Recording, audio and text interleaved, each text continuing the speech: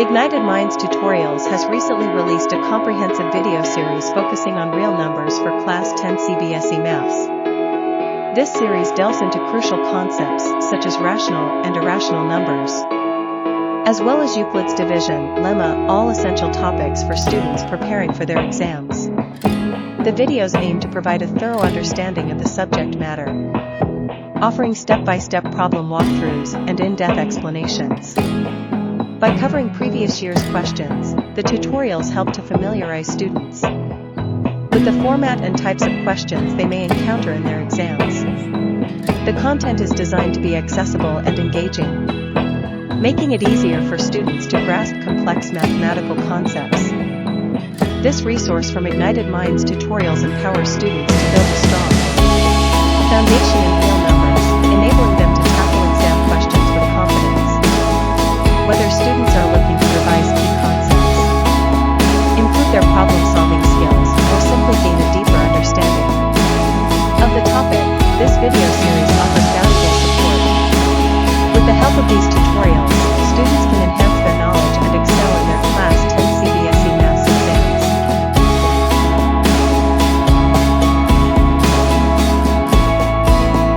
Okay, people, we will do some more problems on real numbers. तो यहाँ पे देखो पूछा है आपसे find the number that will divide all these three leaving remainders of 4, 5 and 6. ठीक है, देखो अगर मैं बोलूँ कि आपको कोई नंबर समझ लो, अगर मैं बोल रहा हूँ कि भाई आप एक find the largest number, तो इन तीनों में से अगर आपको largest number निकालना है that will divide all these three, इस पे रिमाइंडर आपका कितना आएगा 4, इस पे रिमाइंडर कितना आएगा 5 और इस पे रिमाइंडर कितना आएगा 6. ठीक है, so let's do this people. कैसे करेंगे इसको? The required number when divides this, so when जो भी रिक्वायर्ड नंबर है जब ये 445 को डिवाइड कर रहा है तो आपका रिमाइंडर कितना जा रहा है 4. ठीक है, when it is dividing 572 it is leaving a reminder of 5 and when it is dividing 699 बच्चा पार्टी it is leaving a reminder of 6. Are we clear? ठीक है, सो हमको ये नंबर निकालना है. कैसे निकालेंगे भाई साहब? The numbers completely divisible by required number are.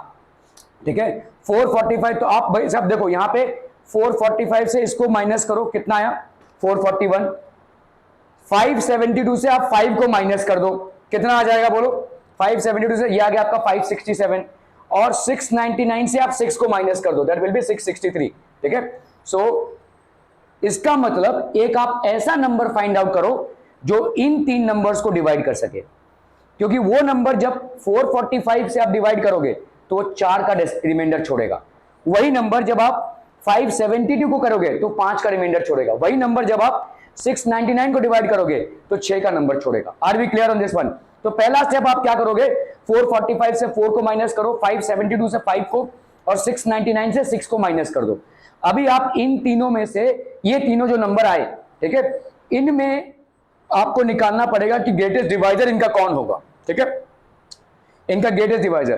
The required number will be the HCF of this, इसका HCF. ठीक है, अब HCF कैसे निकालेंगे भाई साहब? 441 अगर आप देखोगे, so this will be how much? 441 कर लो, यहाँ पे देखो 4 + 4 8 और 1 9, सो 3 से जाएगा 3 147 जा, 7 + 4 1 और 8 12, तो ये भी 3 से जाएगा 3 49 जा, 7 7 जा 49 एंड 7, तो यहाँ पे हो गया 3 स्क्वायर इंटू 7 का स्क्वायर, है ना.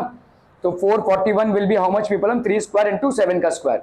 अभी अपन करेंगे 567, 2 से तो नहीं जाएगा ये, 6 + 7 13, 13 + 5 18, 3 से जाएगा ये. चलिए इसको करते हैं भाई साहब आपका 567, तो 3 189, 363, 321, 3 7 जा 7 1 जा, कितना हो गया आपका बोलो? 3 raised to 4 into 7, 3 raised to 4 into 7, तो आपका 567 कितना हो जाएगा? 3 raised to 4 into आपका हो गया 7. ठीक है, और फिर कितना है आपका देखो 693, 6 9 और 3, तो ये किससे जाएगा भाई साहब? 3 से जाएगा. ठीक है, 6 9 एंड 3, तो ये हो गया आपका देखो 3 से अगर हम डिवाइड करते हैं इसको 3 3 7 और ये 11. ठीक है, 3 का स्क्वायर इंटू 7 इंटू 11, 3 का स्क्वायर इंटू 7 इंटू 11. कह रहे पीपल हम? Are we clear on this one? So required number will be the HCF of this this and this. तो यहाँ पे हो गया भाई साहब HCF कितना हो जाएगा बोलो? इन सब में कम से कम कौन सा है भाई साहब? 3 का square, so that will be 3 square. बच्चा पार्टी दिस विल बी 3 का स्क्वायर. ठीक है, इन सब में लीस्ट कौन है? 7, 7 इंटू बस 3 स्क्वायर इंटू 7. ठीक है, तो हो गया आपका कितना 9 इंटू 7 दैट इज 63। तो अगर so the largest number that will divide this and this living reminders will be 63। ठीक है, तो इस सवाल का प्रोसेस क्या हो जाएगा, तो the step of 3 square into 7 that is 63। तो हम यहाँ पे बोल सकते हैं the largest number that divides 445, 572 and 699 living a reminder of 4, 5 and 6 is 63। ठीक है, तो आप क्या करेंगे, पहले नंबर में से जो रिमाइंडर आ रहा है, जो नंबर है आपको दिया हुआ, उस रिमाइंडर को माइनस करो, इस नंबर में से इस रिमाइंडर को माइनस करो, इस नंबर में से इस रिमाइंडर को माइनस करो। अभी ये जो नंबर्स आए माइनस करने के बाद इनका HCF फाइंड करना है आपको। HCF फाइंड करोगे तो मतलब 441 के फैक्टर्स निकालोगे, 567 के फैक्टर्स निकालोगे और 693 के फैक्टर्स निकालोगे। इनके फैक्टर्स को आप भाई साहब ऐसे लिखोगे। ठीक है, अभी इसमें से अगर HCF निकालना है तो ऑब्वियसली आपका क्या हो जाएगा, 3 स्क्वायर इंटू 7 7, तो ये हो गया आपका 7, तो ये हो गया आपका 63। सो the largest number that divides 445, 572 and 699 leaving a remainder of 4, 5 and 6 is 63। Are we clear to this one people? ये प्रोसेस क्लियर है? ठीक है, okay. Find the smallest number which when increased by 17 is exactly divisible by both 520 and 468। ठीक है, आपको यहाँ पे smallest number ऐसा फाइंड करना है। ठीक है, you have to basically find out the smallest number which when increased by 17, मतलब उसपे अगर आप 17 ऐड कर दोगे, exactly divisible by both 520 and 468। तो क्या करोगे पहले बताओ? हाँ, नहीं, ये वैसे तरीके से नहीं करना है। 520 और 468 से एग्जैक्टली डिविजिबल कौन सा नंबर होगा? एलसीएम, इनका एलसीएम है ना। 520 और 468 से जो नंबर डिविजिबल होगा वो इनका एलसीएम होगा। ठीक है, ओके। तो एलसीएम मतलब आप पहले क्या निकालोगे, इनका एलसीएम। ठीक है, इनके एलसीएम में से 17 को माइनस कर दो, आ गया आपका आंसर। देखो समझ लो, इनका एलसीएम आया। ठीक है, ये कुछ भी एलसीएम आया, इनका एलसीएम तो निकाल लोगे, है ना। 520 और 468 का एलसीएम आया, तो समझ लो x एक नंबर है, उसमें आपने 17 ऐड किया है। ठीक है, smallest number which one increase by 17 is exactly, यही एलसीएम दे रहा है, which is basically divisible by 520 and this is divisible by 468। ठीक है, तो इस x को अभी आप फाइंड आउट कर लीजिए, इस एलसीएम से इसको माइनस कर दीजिए, x का नंबर आ जाएगा। क्या ये फंडा समझ में आ रहा है? दिमाग लगाना पड़ेगा आपको। ठीक है, तो पहले अपन क्या करेंगे, 528 और 468, the least number divisible by both 520 and 468 is the least common multiple of 520 and 468। तो लीस्ट कॉमन मल्टीपल अगर आप निकालेंगे, कैसे निकालेंगे बोलो? 520 का कितना हो जाएगा, 226 जा। ठीक है, ये हो गया आपका 213 जा। ठीक है, 2 6 जा 12 और 2 5 जा, ये हो गया आपका 5 13 जा 13 1 जा। तो यहाँ पे आपका 520 का वैल्यू कितना आ गया, 520 is equal to 2 cube into 5 into 13। ठीक है, 468 यहाँ पे हो गया, 2 2 जा 4, 2 3 जा 6, 2 4 जा 8, 2 10 जा 20 या 2 11 जा 22, 2 7 जा 14, 7 plus 1 8, 3 3 जा 9, 3 9 जा 27, 3 13 जा, ठीक है 13 1 जा। तो यहाँ पे अपन 468 को कितना लिख सकते हैं बोलो? 468 can be written as 2 square into 3 square into 13। तो इसका एलसीएम कितना हो जाएगा बोलो? एलसीएम मतलब आपका हाईएस्ट कॉमन फैक्टर ना, तो ये होगा 2 क्यूब। इस 2 क्यूब में ये 2 स्क्वायर आ गया है, तो इसको लेने की जरूरत नहीं है। फिर भाई साहब आपका इंटू 5 इंटू 13, तो इस 13 में ये 13 आ गया, तो इसको लेने की जरूरत नहीं है। ठीक है, ये हो गया इंटू 3 का स्क्वायर, तो कितना आ जाएगा बोलो? 8 इंटू 5 40, 40 इंटू 13 इज 13 4 जा 52 है ना।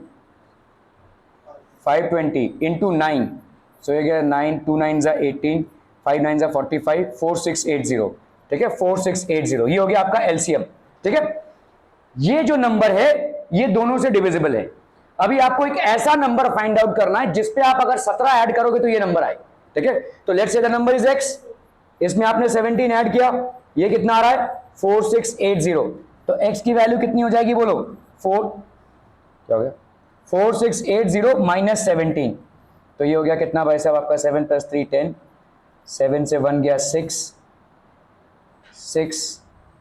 4663। ठीक है। So the answer is going to become 4663। 520 का भाई साहब आपने यहाँ पे एलसीएम निकाला, so that will be this much, ठीक है, 2 क्यूब इंटू 5 इंटू 13। 468 का आपने एलसीएम निकाला भाई साहब, so this is going to be 2 square into 3 square into 13।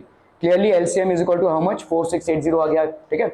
So least number divisible by both 420 and 468, least common multiple हम बोलते हैं, ठीक है। तो ये वाला सबसे छोटा नंबर है जो इन दोनों से डिविजिबल है, ठीक है, ये लीस्ट कॉमन मल्टीपल हो गया। This is the smallest number which is divisible by both these numbers, ठीक है, ओके। तो हम यहाँ पे क्या लिखेंगे, लेट, हमने मान लिया, ठीक है, x, let the number which when increase by 17 give the least number divisible by both 520 and 468 be x।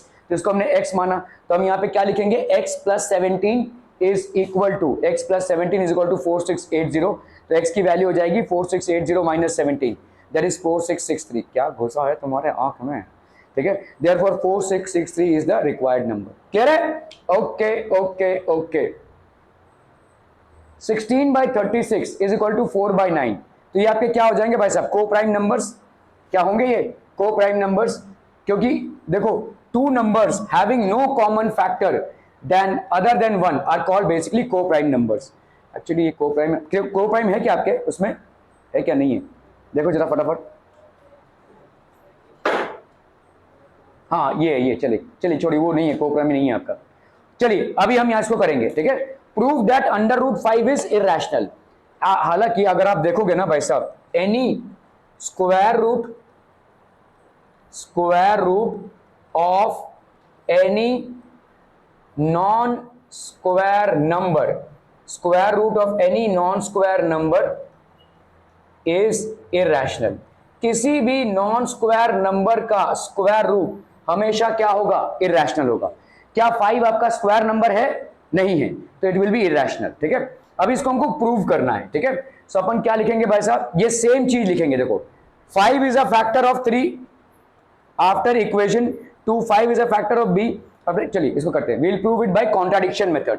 तो कॉन्ट्राडिक्शन मेथड है, कॉन्ट्राडिक्शन मेथड मतलब क्या होता है, किसी चीज को जिसको आपको प्रूव करने दिया गया है कि आप मान ले रहे हैं कि हाँ ये है, फिर आप बोलेंगे कि नहीं भाई साहब ये नहीं है। समझ में आ रहा है, ठीक है, क्लियर है। आपको भाई साहब ये प्रूव करना है कि है लेकिन ये नहीं है, ठीक है, ओके। जैसे we will prove by contradiction method. Let us assume that under root 5 is a rational number. हमने मान लिया कि अंडर रूट 5 एक रैशनल नंबर है। अगर अंडर रूट 5 एक रैशनल नंबर है तो हम इसको क्या लिख सकते हैं, रैशनल नंबर का फॉर्मेट बच्चा पार्टी क्या होता है, a by b। तो under root 5 will be equal to a by b, where a and b are coprime integers. Coprime integer जैसे अभी आपने देखा, इनमें कोई कॉमन फैक्टर नहीं होता है। जैसे आपने देखा 4 by 9 ये को प्राइम है, 4 और 9 में कोई भी कॉमन फैक्टर नहीं है, सो दैट इज बेसिकली को प्राइम। सो ये आपके को प्राइम नंबर्स हो गए, ठीक है। आपने यहाँ पे क्या लिखा, under root 5, therefore under root 5 is equal to a by b, ठीक है। तो आप इसको क्या लिख सकते हैं, under root 5 into b is equal to a, cross multiply किया। अभी आपने क्या किया, स्क्वायरिंग बोथ साइड्स, मतलब अंडर रूट 5 b का square is equal to a का स्क्वायर। मतलब क्या किया आपने, देखो अंडर रूट 5 b है, इसका स्क्वायर किसके बराबर, a के स्क्वायर के बाद, तो 5b का square is equal to a का स्क्वायर। क्लियर है, ओके। सो ये हो गया इक्वेशन 1। दैट मीन्स 5, इसका मतलब क्या है, देखो इस नंबर को अगर हम 5 से, तो 5 divides 15, that means 5 into integer is equal to 15, है कि नहीं, समझ में आ रहा है। देखो 5b square is equal to a square, ठीक है। तो आप यहां पे समझो, इसका मतलब हम क्या बोल सकते हैं, देयरफॉर 5 डिवाइड्स a स्क्वायर, क्योंकि a स्क्वायर के फैक्टर में क्या आ रहा है, 5 आ रहा है, ठीक है। तो इसका मतलब भाई देखो 5 तो आ रहा है ना कम से कम, 5 इंटू बी स्क्वायर। जैसे अगर मैं बोलूं आपको 6 के फैक्टर में क्या आ रहा है, 2 इंटू 3, तो 6 के फैक्टर में 3 आ रहा है कि नहीं, ठीक है। वैसे ही a स्क्वायर में क्या दिया हुआ है, 5 इंटू बी स्क्वायर दिया हुआ है, तो a स्क्वायर के फैक्टर में 5 आ रहा है, मतलब एक और 5 होगा यहाँ पे, ठीक है। a स्क्वायर, तो 5 डिवाइड्स a का स्क्वायर, क्या हो रहा है, क्यों हंसी आ रही है भाई साहब, तू जहां भी बैठ रहा है उधर हंसी आ रही है। 5 डिवाइड्स a का स्क्वायर, तो 5 डिवाइड्स a, भाई 5 अगर a स्क्वायर को डिवाइड कर रहा है तो 5 divides a, okay. So let a is equal to 5c, हमने मान लिया कि a is equal to 5c, where c some integer, ठीक है। तो अपन ने क्या लिखा, 5b का square is equal to 5c का square, so that will be 25c का स्क्वायर। सो ये हो गया आपका कितना, b square is equal to 5c square. इसका मतलब b 5 डिवाइड्स b का स्क्वायर, इसका मतलब क्या हो गया 5 डिवाइड्स b, लेकिन हमारा अजम्पशन क्या था कि a एंड b आर को प्राइम, ठीक है। यहां पे हमको क्या मिल रहा है 5 divides b and 5 divides a, मतलब a और b में 5 का एक कॉमन फैक्टर आ रहा है, this is against our assumption. तो ये भाई साहब हम क्या बोलेंगे, this is basically 5 divides a and b both, तो इसका मतलब a and b both have a common factor 5, इन दोनों का एक कॉमन फैक्टर 5 हो जाएगा। This contradicts the fact that a and b are coprime. तो प्रॉपर तरीका क्या है भाई साहब, आप मान लेंगे let under root 5 is equal to a by b, that is under root 5 is a rational number and a and b are co-prime, co-prime मतलब having no common factors, co-prime मतलब having no common factors, ठीक है, समझ में आ रहा है ये। Squaring both sides कितना हो जाएगा बोलो, स्क्वायरिंग बोथ साइड्स, इधर हो गया भाई साहब आपका कितना अंडर रूट 5 का square is equal to A square by B का स्क्वायर, तो ए स्क्वायर की वैल्यू क्या हो गई 5b का स्क्वायर हो गया, तो अपन क्या बोल सकते हैं भाई साहब a square is equal to 5b का स्क्वायर, समझ में आ रहा है ये। तो यहां पे हम बोल सकते हैं therefore 5 is a factor of a का स्क्वायर, तो अब यहां पे बोल सकते हैं therefore 5 is a factor of a, तो हमने बोल दिया let a is equal to 5c where c is any integer, ऐसा लिख सकते हैं भाई साहब हम, ठीक है। तो अभी यहाँ पे क्या लिख सकते हैं 5b का स्क्वायर इज इक्वल टू, इस a स्क्वायर की जगह पे क्या लिख सकते हैं 5c का स्क्वायर, है ना। तो 5b का स्क्वायर कितना हो जाएगा बोलो 25c का स्क्वायर, ठीक है, 5 1 जा 5, 5 5 जा 25, तो b square is equal to 5c का स्क्वायर। अगेन देखो यहाँ पे वैसा सिचुएशन तैयार हो रहा है, तो हम यहाँ पे क्या बोल सकते हैं therefore 5 is a factor of, 5 is a factor of b square, तो therefore 5 is a factor of b, है कि नहीं, ठीक है।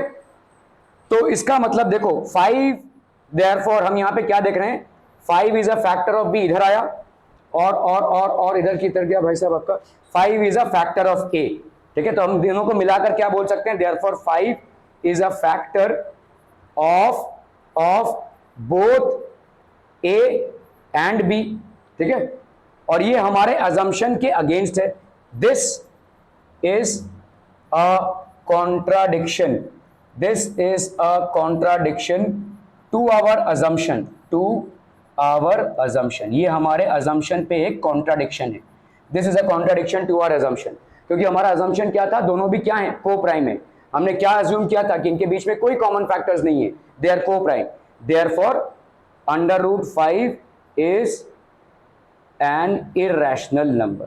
तो हमारा ये हम ऐसा बोलेंगे our assumption that under root 5 is a rational number is wrong, so therefore under root 5 is a irrational number, ऐसा लिखेंगे, ठीक है, क्लियर है, ओके, ठीक है, thank you so much for your valuable time people.